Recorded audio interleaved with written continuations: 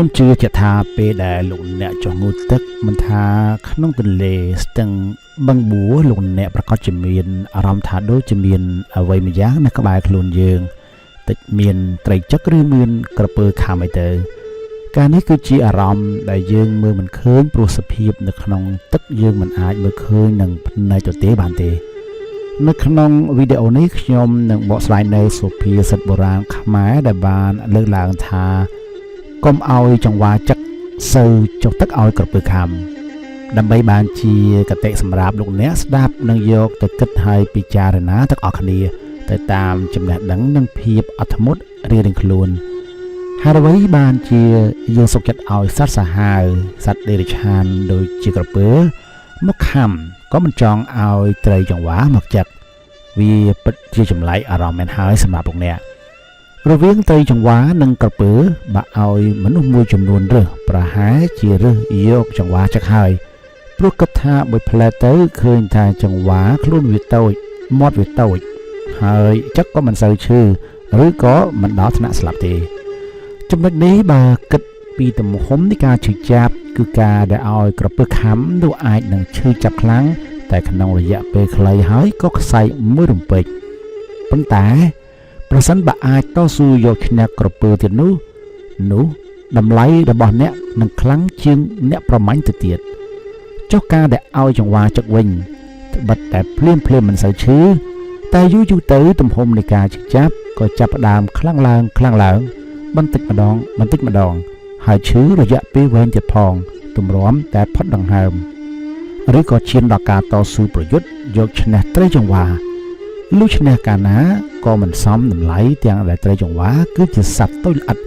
ដែលខ្លួនយើងមិនសមនឹងយកតម្លៃទៅប្រកួតជាមួយនេះមិនខុសអ្វីពីសត្វឆ្កែដែលបបួលសត្វខ្លាឲ្យរត់ប្រណាំងជាមួយវានៅឡើយព្រោះវាយល់ឃើញថាខ្លួនវាក៏អាចរត់លឿនជាងសត្វខ្លាក៏ប៉ុន្តែអំណាចនៃតម្លៃរបស់សត្វខ្លា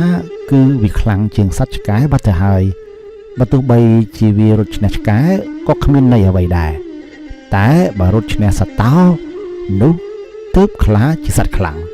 ដំណើររឿងនេះបានបង្រៀនលោកអ្នកមិនស្ដាប់និងរូបខ្ញុំឲ្យយល់ថាការចំណាយពេលវេលាទៅតតាំងទាស់ទែងនឹងជនតូចតាចឬជនដែលមានកម្រិតចំណេះដឹងតូចទាប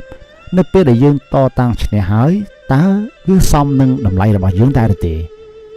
ពេលខ្លះយើងគិតថាមិនទៅឈឺចាប់នឹងជនអវិជ្ជាដែលមិនស្គាល់ខុសស្គាល់ត្រូវឬមិនយល់តម្លៃពីយើងព្រោះចំណេះដឹងពួកគេនឹងមានកម្រិត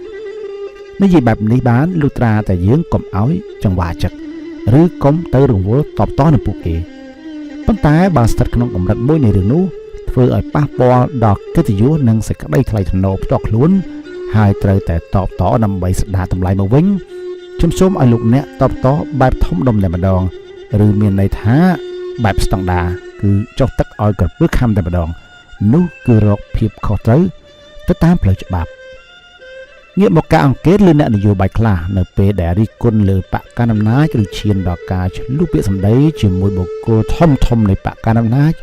គឺតែងតែមានក្រុមមនុស្សសាមញ្ញដែលជាអ្នកគ្រប់គ្រងបកកណ្ដាលអំណាចចូលទៅស្ដីថាឬក៏ឈានដល់ការប្រមាថអ្នកនយោបាយនោះសឹងតែគ្រប់រូបភាពប៉ុន្តែគួរឲ្យកត់សម្គាល់នោះគឺអ្នកនយោបាយមិនសូវដែលបានមករវល់តបតនឹងក្រុមមនុស្សសាមញ្ញនោះទេគេផ្ដោតតែលើបុគ្គលធំដែលគេកំពុងតតាំងនោះដដែលដំណើររឿងនេះមិនខុសពីអ្វីដែលហៅថាកុំឲ្យចង្វាចឹក